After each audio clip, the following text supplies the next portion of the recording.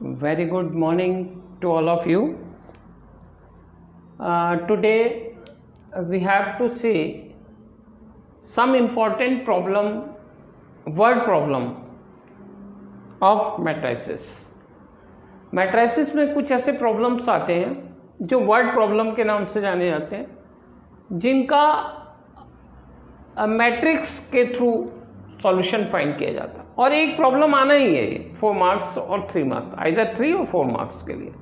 Then इसको इस part का प्रिपरेशन आपको करना चाहिए और 100% एक प्रॉब्लम आएगा इस टाइप का।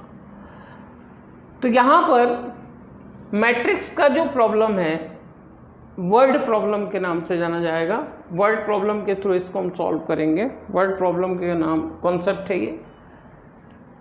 There are 2 methods to solve this type of problems.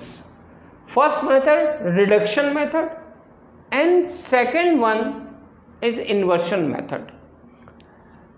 अभी आपको मालूम होगा कि रिडक्शन मेथड आप लोगों में रिड्यूस हो चुकी है।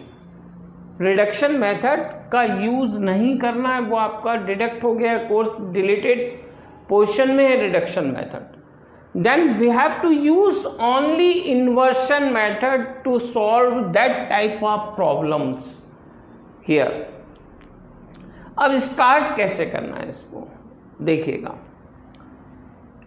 इसको सॉल्व करने का सिंपल टेक्निक या प्रोसेस, पहले तो आप क्वेश्चन को 2 टाइम रीड कीजिएगा।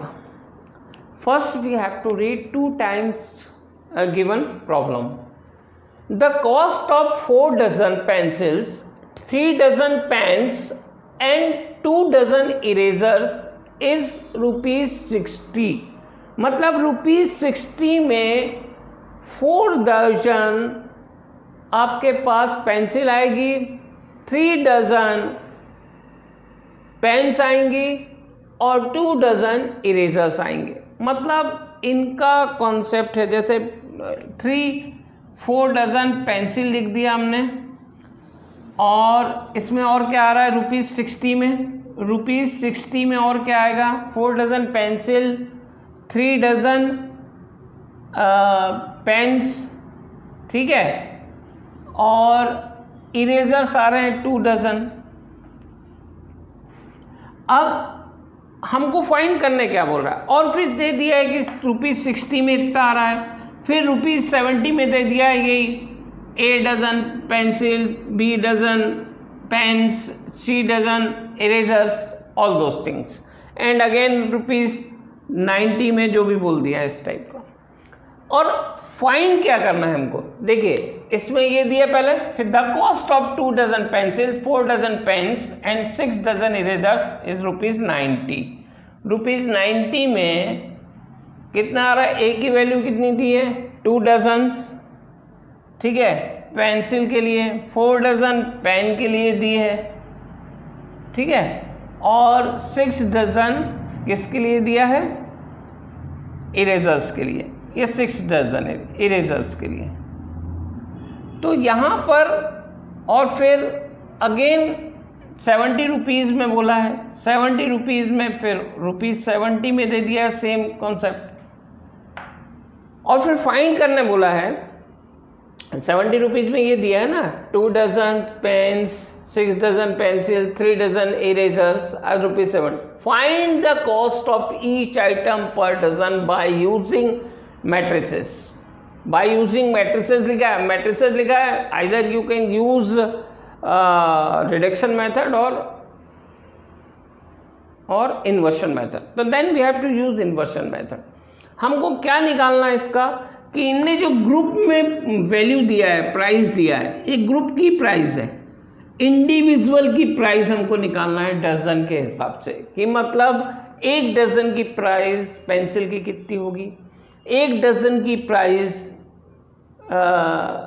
पेन की कितनी होगी, ठीक है, और 1 डजन इरेजर की प्राइस कितनी होगी। लिखा है ना, find the cost of each item per dozen. हर आइटम का 1 डजन हमको लेके चलना है। तो हमको स्टार्टिंग में जब भी हम प्रॉब्लम सॉल्व करेंगे तो आपको क्या लेना है, एक्स वाई जेड हम ले लेंगे, अननोन्स है ना, मान लिया प्राइस है, ठीक है। Let X Y and Z are the cost, cost बोला है, कॉस्ट ऑफ ईच, मतलब each that means pen, pencil and erasers, each item per dozen, ठीक है, ईच आइटम पर डजन, ये हमने ले लिया है। अब गिवन को हम क्या लिख सकते हैं कि मान लिया 4 डजन, मतलब x रुपीज़ आ रहा है, x डजन है तो 4 डजन का 4x होगा, 4x, 3 डजन का 3y, 3 डजन पेन्स है ना, पेन के लिए हमने y लिया है, 1 डजन की प्राइस y है तो 3 डजन की प्राइस 3y होगी, प्लस एक सिंगल डजन, मतलब सिंगल डजन की प्राइस, सिंगल डजन इरेजर्स की प्राइस है z, तो 2 डजन इरेजर्स की प्राइस होगी 2z, ठीक है। 2z इक्वल टू टोटल कितना कॉस्ट बैठ रहा है 60, ठीक है। तो यहाँ पे आपको लिखना है x y z are the cost of the each item per dozen, मतलब हर आइटम के, तो हम सिमिलरली ये बन जाएगा। सिमिलरली सेकंड में ने क्या बोला है, 6 डजन इरेजर्स, ये 2 डजन पेंसिल्स मतलब 2x, प्लस 4 डजन पेन्स, फिर plus 6 dozen erasers, that means इसका कितना है 90, और फिर where is the cost of 6 dozen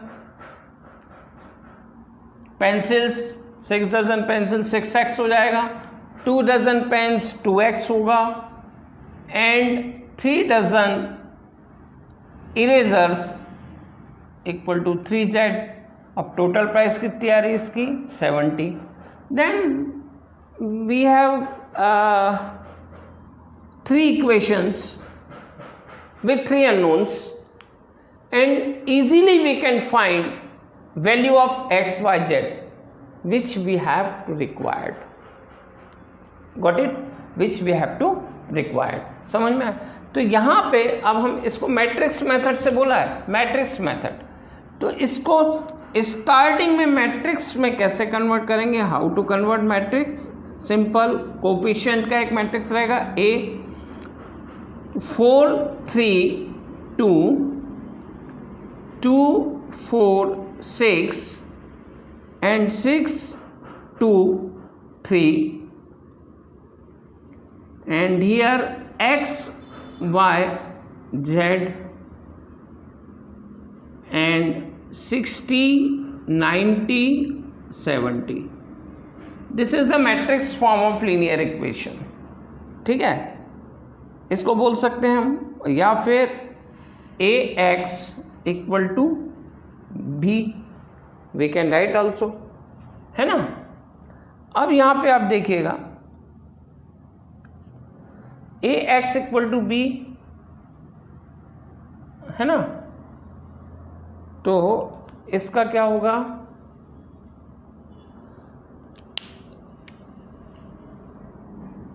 x equal to A inverse B लिख सकते हैं हम। तो हमको अगर A इनवर्स फाइंड हो जाए तो हम इन दोनों का मल्टीप्लाई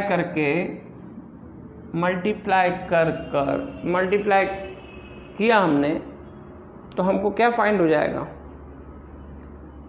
x y z की वैल्यू, ठीक है। अब A इनवर्स या तो आप फाइंड करेंगे रोड एलिमेंट्री ट्रांसफॉर्मेशन से या फिर एडजॉइंट मेथड से, तो एलिमेंट्री ट्रांसफॉर्मेशन मेथड ज़्यादा इजी पड़ेगी इसमें करने के लिए, ठीक है। तो हमारा इस टाइप में हमको कन्वर्ट करना है, तो इसमें आप देखिएगा इन्वर्स फाइंड करना है हमको, ठीक है। तो इन्वर्स फाइंड होगा तो इन्वर्स फाइंड करने के बाद मतलब x की वैल्यू फाइंड करना है हमको, तो x की वैल्यू इससे फाइंड कर लीजिए, आपके पास आपका सॉल्यूशन। फिर इन दोनों को मल्टीप्लाई करके हम डायरेक्ट एक्स वाई जेड की वैल्यू फाइंड कर सकते हैं, ठीक है। तो फर्स्ट ऑफ ऑल हमको इसी को आगे बढ़ा के, इसी कॉन्सेप्ट को आगे बढ़ा के हमको रोड एलिमेंट्री ट्रांसफॉर्मेशन का यूज़ करना है। तो हमने अभी तो सिंपल ये लिखा है where A equal to something and B equal to something, जो भी होगा, है ना। तो यहाँ पर आप देखिएगा हमने अब हमको मेथड यूज़ करना है, कौन सी, इन्वर्शन मेथड, है ना, या फिर उसको एलिमेंट्री ट्रांसफॉर्मेशन के थ्रू। एलिमेंट्री ट्रांसफॉर्मेशन में हम कैसे यूज़ करेंगे इसका देख लीजिए। वेयर करके हम लिख देंगे where A equal to 4 3 2 2 4 6 6 2 3 and x equal to x y z and b equal to 60 90 70। ये हमने एक सिंपल कॉन्सेप्ट में बताया है कि इसका ए एक्स इक्वल टू बी जो मैट्रिक्स इक्वेशन है उसमें कैसे हमने लिखा है, ठीक है। अब हम वापस से इसमें आते हैं बाय इक्वेशन इसको हम 1 दे देते हैं। ये इक्वेशन 1 है, ठीक है। इस इक्वेशन 1 में हमको क्या करना है, रो ट्रांसफॉर्मेशन के through X Y Z unknowns की वैल्यू फाइंड करना है। दैट मीन्स इसको हमको कन्वर्ट किस में करना है, सिंपल, पहले हम इसको कन्वर्ट करेंगे अपर ट्रायंगुलर मैट्रिक्स में, अपर ट्रायंगुलर मैट्रिक्स में कन्वर्ट करना है। दैट मीन्स हमको इसको और इसको 0 करना है। ए को अपर ट्रायंगुलर मैट्रिक्स में कैसे कन्वर्ट करेंगे, तो अब कुछ रो ट्रांसफॉर्मेशन का हम यूज़ कर रहे हैं, वो देख लीजिए कैसा कॉन्सेप्ट रहेगा रो ट्रांसफॉर्मेशन का। रो ट्रांसफॉर्मेशन में पहले तो आपको क्या करना चाहिए कि जो भी कॉन्सेप्ट है, जैसे अगर रो ट्रांसफॉर्मेशन का हमको चेक करना है ए का, ए इन्वर्स, मतलब ए अगर इन्वर्शन मेथड कब इम्प्लीमेंट होती है, जब उसका ए इन्वर्स होगा। तो हमको ए इन्वर्स तो फाइंड ना करके हम डायरेक्ट अगर इसको किस में कन्वर्ट करना है, ट्रांसफॉर्मेशन मेथड के थ्रू। तो ट्रांसफॉर्मेशन मेथड इसमें इम्प्लीमेंट करेंगे इक्वेशन 1 में। तो इक्वेशन 1 में देख लीजिएगा क्या होगा, बाय इन इक्वेशन 1, अब यहाँ पे लिख लेना, we can use elementary transform method to find X Y Z, ठीक है। तो हम यहाँ यूज कर सकते हैं, we can use elementary transformation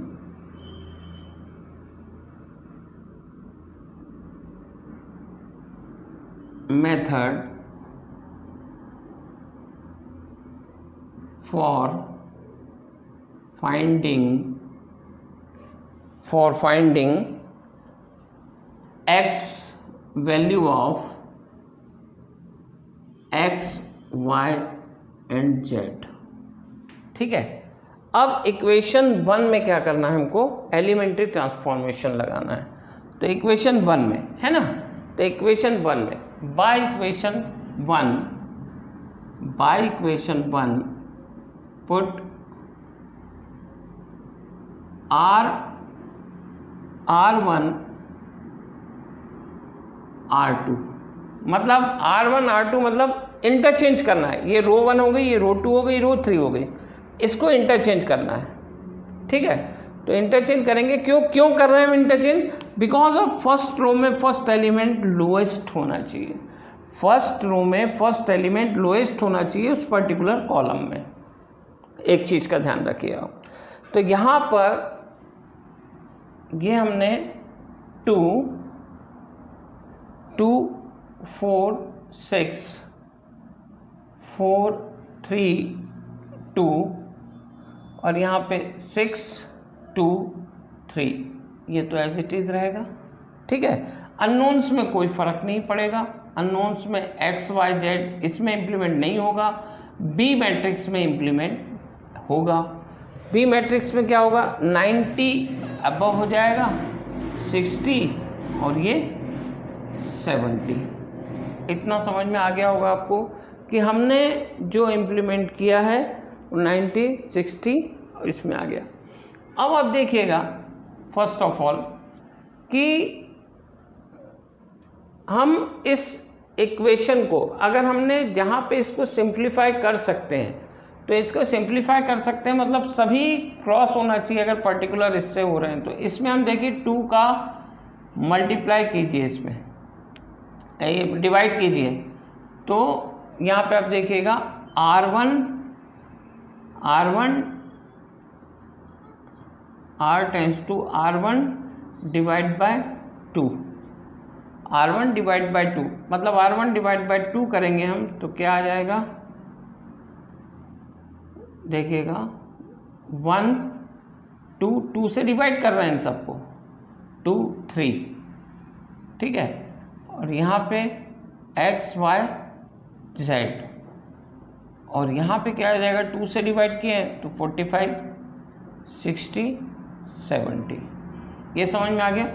अब यहाँ पे 4 3 2 6 3 6 2 3, ये ऐसी चीज़ है 6 2 3, ये तो हमको यहाँ पे दिया ही हुआ है ना, 6 2 और 3 का 70, ठीक है। तो यहाँ पे अब इसको और इसको जीरो करना है, तो किसको, इसको और इसको जीरो करना है। तो ये देखिए कौन से रिएक्शन से होगा, मतलब किस रो ट्रांसफॉर्मेशन का कॉन्सेप्ट होगा, एक्सप्रेशन क्या लगेगा। तो R2 में चेंज होगा, R2 minus 4R1, R2 minus 4R1 and R3 minus 6R1। मतलब अगर हमने 6 का मल्टीप्लाई किया तो इसमें देख लीजिए कैसा हो रहा है, ठीक है। ये दो इम्प्लीमेंट होंगे तो यहाँ पे पहला तो जो R1 है ये तो अनचेंज रहेगा, 1 2 3 एज इट इज़ हो गया। फिर यहाँ पे ये दे लो x y z, ये भी एज इट इज़ रहेगा और यहाँ पे first element as it is रहेगा, ठीक है। बाकी अब देख लो इसमें क्या होता है, इसमें 4 का करेंगे, 4 से मल्टीप्लाई करके इससे माइनस करेंगे तो ऑब्वियसली 0 आएगा। इसमें 4 से मल्टीप्लाई करके इसको माइनस करेंगे तो 3 माइनस 8 मतलब -5, 3 माइनस 8 मतलब -5। इसमें 4 से मल्टीप्लाई करके इसको 2 से माइनस करेंगे तो -10। अब यहाँ पर इस R3 को 6 से मल्टीप्लाई, R1 को 6 से मल्टीप्लाई करके इसमें से माइनस करेंगे तो 6 माइनस 6R1 मतलब 1 की वैल्यू भी 6, तो ये 0 आ गया। अब इसमें 6 का मल्टीप्लाई करो 12, 2 माइनस 12 करेंगे तो कितना आएगा, 2 माइनस 12, यहाँ पे 2 आएगा, 2 माइनस 12 तो यहाँ पर -10। अब यहाँ पे 3 माइनस 18, 3 माइनस 18 तो 3 माइनस 18 का -15 आ गया। क्लियर हुआ। अब यहाँ पे आप थोड़ा सा देख लें, 60 है, 60 में इसको 4 से मल्टीप्लाई करेंगे तो 60 माइनस 1। यहाँ पर हमें क्या करना है, ये यहाँ तक हमने क्लियर हुआ। यहाँ पे R1 को डिवाइड किया 2 से तो यहाँ पे R1 थे, ये दिस वन इज R1, ठीक है। R2 अब पहले ये R1 था ठीक है, पहले ये R1 था, अब ये R1 बन चुका है, तो ये R1 को हम डिवाइड करेंगे 2 से, तो क्या आ जाएगा 1। R1 के जितने एलिमेंट है 2 से पूरे R1 को हमको करना पड़ेगा, दैट मीन्स 45 आ जाएगा यहाँ पर। अब आप ध्यान रखिए 45 आने के बाद फिर हम यहाँ पर इसको ये लगाएंगे एक एक्सप्रेशन कि हमको इन दोनों को जीरो करना है, ये दोनों जीरो ये एक्सप्रेशन से ही होंगे, रो ट्रांसफॉर्मेशन। तो इसमें आप देखिएगा, अब इसमें इम्प्लीमेंट करेंगे हम तो कैसा होगा ये देख लीजिएगा आप थोड़ा। 1 में 4 का मल्टीप्लाई करें, पहले तो एज इट इज़ हम फर्स्ट रो तो एज इट इज़ रहेगी, इसमें कोई भी चेंजेस नहीं आएंगे, फर्स्ट रो में कोई भी चेंजेस नहीं आएंगे, यहाँ पे ध्यान रखिएगा। 45 है तो 45 ही रहेगा। अब सेकंड में ये तो अननोन है करके पूरा लिख दिया हमने, यहाँ पे ये जीरो हो जाएगा, 4 का मल्टीप्लाई करके हम इसमें से माइनस कर रहे हैं, इसमें 4 का मल्टीप्लाई करके इसमें माइनस करेंगे तो कितना आ जाएगा 4 8 -5, इसमें 4 का मल्टीप्लाई करके इसमें माइनस करेंगे तो ये आ जाएगा -10। अब यहाँ पर इसमें 6 का मल्टीप्लाई करेंगे, इसको 6 का R1 6 का मल्टीप्लाई, इसको हमको जीरो लाना है ना, तो इसमें मल्टीप्लाई वही करेंगे जिससे जीरो हो जाए, तो यहाँ पे जीरो हो गया। अब सभी में 6 का मल्टीप्लाई होगा तो यहाँ पे 6 का मल्टीप्लाई होगा 12, 2 - 12 तो -10। अब यहाँ पे 6 का मल्टीप्लाई होगा मतलब 18, तो 3 - 18 -15। अब यहाँ पर आप देखिएगा इसमें 4 का मल्टीप्लाई करके इससे माइनस करेंगे, तो इसमें 4 का जब मल्टीप्लाई करके इससे माइनस करेंगे हम तो यहाँ पे आ जाएगा 120 -120, और इसमें अगर 6 का मल्टीप्लाई करके इससे माइनस करेंगे तो यहाँ पे आएगा -200, क्योंकि 270 होता है 45 × 6 270 में आ जाएगा, तो 270 को जब माइनस करेंगे, अब इसमें आप -5 का डिवाइड कर दीजिए। यहाँ पे -5 में क्या आएगा ये देखिएगा, -5 है ना, किसको R2, तो R2 tends to R2 divide by -5 and R3 tends to R3 divide by -5, दोनों को -5 से हमने डिवाइड कर दिया। तो अब देखिए जो हमारे पास आ रहा है वो कैसा रहेगा ये देख लीजिए। 1 2 3 फर्स्ट रो तो एज इट इज़ रहेगा, है ना, यहाँ पे x y z ये भी एज इट इज़ रहेगा, और फिर यहाँ पर 45 पहला एज इट इज़ रहेगा। अब 5 का डिवाइड करेंगे तो ऑब्वियसली यहाँ पे -1 आएगा, -1 नहीं 1 आएगा, -5 से कर रहे हैं ना तो 1 आ जाएगा। यहाँ पे कितना आएगा 2 आएगा, और यहाँ पर 5 से डिवाइड करेंगे तो कितना आ जाएगा 24 -5 से। अब फिर -5 से इसमें डिवाइड करेंगे तो यहाँ पे 2 आ जाएगा, ठीक है, और यहाँ पे कितना आ जाएगा 3, ठीक है, -5 से डिवाइड करेंगे तो यहाँ पे -5 से डिवाइड करेंगे हम तो इसमें आ जाएगा 40। इतना क्लियर हुआ। अब इसमें अगेन इसको जीरो करना है हमको, तो इसको जीरो करने के लिए हम सेकेंड रो का यूज़ करेंगे। तो यहाँ पे आप देख लीजिएगा R3 -2R2 R3 - 2R2 मतलब 2R2 में कराएं, तो यहाँ पर अब क्या आएगा देख लीजिए 1 2 3, ठीक है, यहाँ पे तो x y z as it is आएगा, और यहाँ पर जो आपका आएगा वो आएगा 45। अब बाकी तो हम अभी और लिख लेंगे। सेकंड में भी कोई चेंज नहीं आएगा 0 1 2, क्योंकि उसका तो हम यूज़ कर रहे हैं सेकंड का। चेंज आएगा तो केवल 3 में R3 में, तो R3 में चेंज आएगा तो यहाँ पे तो ये 0 आ जाएगा। अब इसमें 2 का मल्टीप्लाई करके इसमें से माइनस करना है, मतलब यहाँ -1 आएगा। क्लियर, यहाँ पे 2 का मल्टीप्लाई करके इसमें माइनस करना है तो 3 - 4 -1। अब यहाँ पे आप देखिए, यहाँ पे आप देखिएगा सेकंड में 24 है वो तो एज इट इज़ आएगा। अब 24 में 2 का मल्टीप्लाई करके 40 में से माइनस करना है, मतलब -8 आएगा यहाँ। अब हम इसको वापस से इक्वेशन में, लीनियर इक्वेशन में कन्वर्ट कर देंगे मैट्रिक्स इक्वेशन को।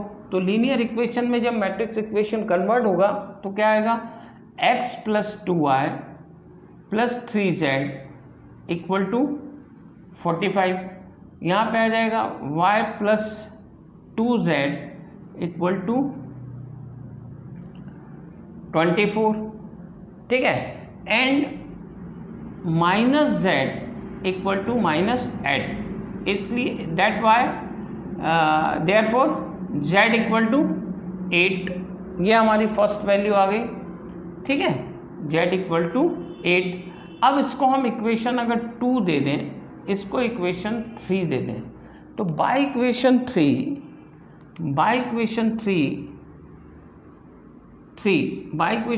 y इक्वल टू कितना आ जाएगा, y इक्वल टू या y plus 2 into 8 24, that means therefore y equal to 24 minus 16 8, यहाँ पे ये भी आ जाएगा, ठीक है, y इक्वल टू 8 आ गया।